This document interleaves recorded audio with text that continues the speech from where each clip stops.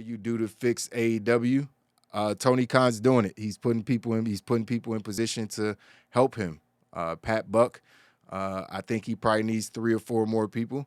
Regardless of what you think about all those people that work for Vince McMahon, there was a lot of creeps and assholes and all those people, but you need those people. You need people that you could get, opinions from. I think he'd probably be more likely to take advice from people than Vince McMahon, as long as he doesn't get a bunch of yes men around him, and he gets people around him that are actually going to tell him what it is and shit like that. His ego doesn't get in the way. I think that's the main thing. He needs to get people around him that he trusts to be his staff that aren't Kenny Omega and the Young Bucks and guys who are in active feuds on TV.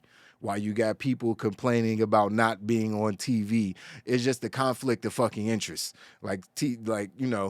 Talent shouldn't be going to Kenny and the Young Bucks going to be on TV whenever the fuck they want to.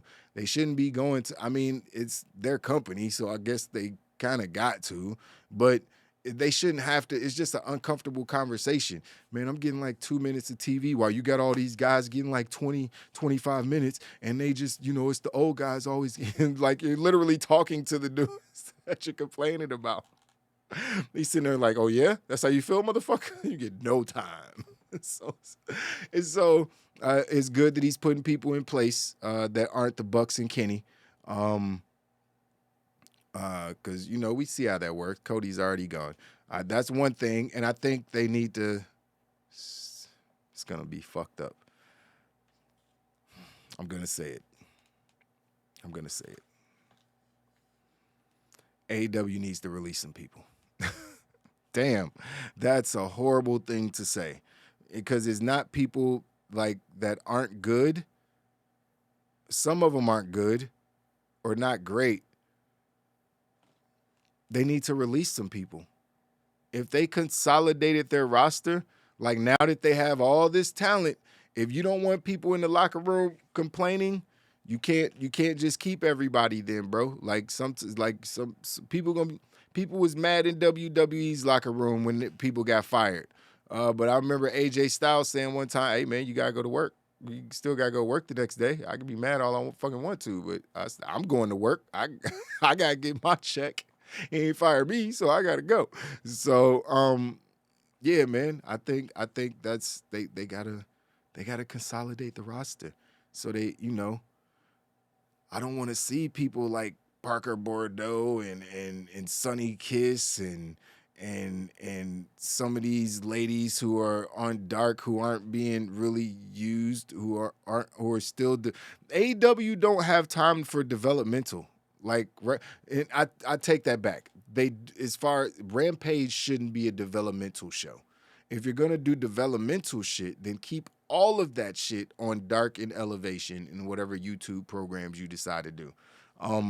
Ring of Honor shouldn't be developmental. The brand is too entrenched in wrestling culture at this point. Ring of Honor should be your B show. Like, you should have 2 A shows, just because SmackDown and Raw there's no A and B show for Raw and SmackDown no more. It's just Raw and SmackDown. They both the shows. Roman Reigns, the king of everything. So it's just 2 shows. You know what I mean? They trying to make them both good because they're on different networks. The networks want what they want. So neither network wants to be called the B show. I guarantee you that. So AEW needs to treat it the same way. Even both of their networks are under the same umbrella. They need to treat it the same way. They need to start treating Rampage like it's must-see TV, even if 400, 500,000 people are watching on a Friday night at 10 o'clock. Who gives a shit? You need to move the time slot, like I've said 1,000 times on this channel. Need to move that time slot, but if you can't move the time slot, then just still make the show as good as possible for the people who are watching. And then you know what? Those people going to start talking about, oh, Dynamite is must-see TV. Then you get another 100 or 200,000 people to tune in. Maybe that's your cap on a Friday night at 10 p.m. Maybe you only could get to 700,000. Shit, that's about NXT's greatest show ever. So it's like you still doing good for the time slot you in for pro wrestling. But, you got to put the stars on Rampage to make that shit matter. You know what I mean? It's like, because you putting a bunch of B players, or not even B players, you putting a bunch of fucking, matches or should be on Elevation or some shit, and you putting Jade Cargill in the mix with them, it automatically just makes her look less. It just makes her feel like less of a star because she's breathing the same air as these people. That sounded fucked up, but you know what I mean. She should be in the segment right after CM Punk. You know what I mean? She should be in the segment right before Kenny Omega and the Young Bucks. Like, that's where Jade should be, man. She's a fucking superstar. You can't convince me of anything otherwise, man. So that's what they should do. Those are the two main things. Tony need to get his minions together, trustworthy people who aren't yes men, and he needs to consolidate his roster.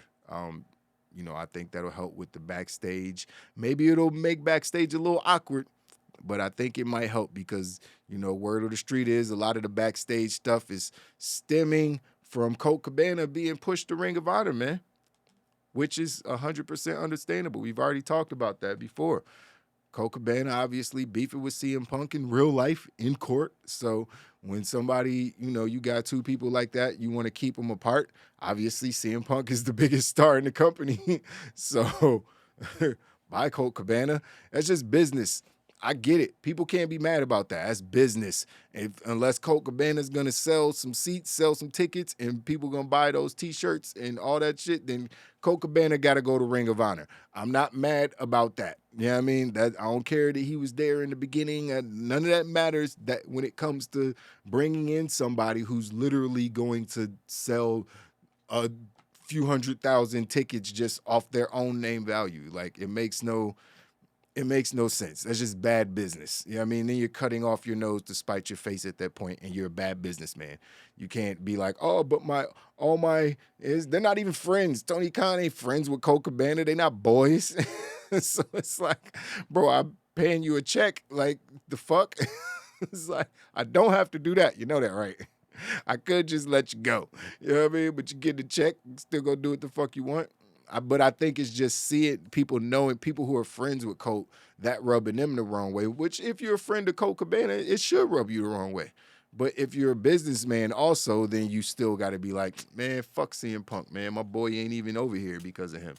You know what I mean? Yeah, I get it. I understand why, but still, man, fuck him, man. Fuck with that dude like that. You know what I mean? That's cool. That's cool. But business is business, and you just got to understand why business is being done the way it's being done.